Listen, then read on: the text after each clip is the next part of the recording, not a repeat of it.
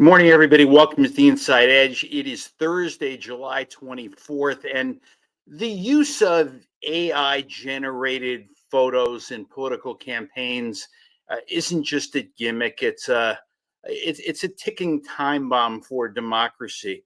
Some of us, like me, are old enough to remember when the emergence of that grainy black and white photo was something new, or when Photoshop was just emerging and it was high tech, and we're entering an era where the distinction between real and fake photos is becoming increasingly difficult to notice.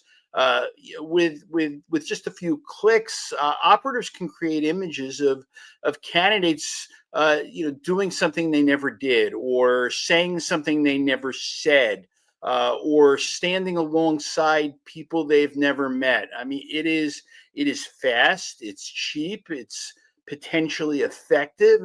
Especially when it's weaponized in a competitive political campaign.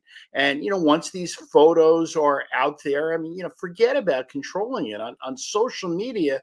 One single image can spread like gangbusters. And even worse, voters don't know what to trust anymore. If a real photo surfaces, it's easy for a candidate to just dismiss it and say it's a fake. That's the danger. When everything can be fake, nothing has to be real.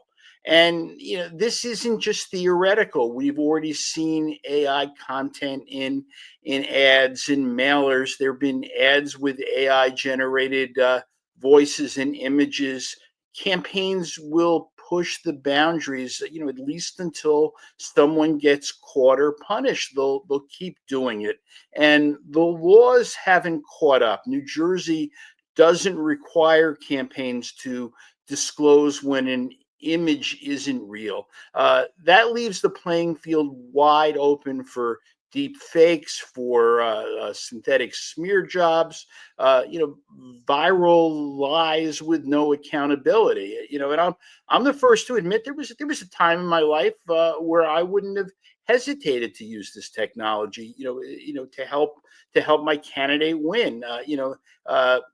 That's why I guess I'm sensitive to it. It's dangerous. It's scary. There's no shortage of people in this business who won't hesitate to use it today.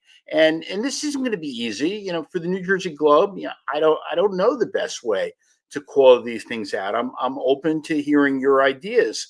A political consultant admitted to AI generated robocalls last year that mimicked Joe Biden's voice to Democrats just before the last year's New Hampshire primary.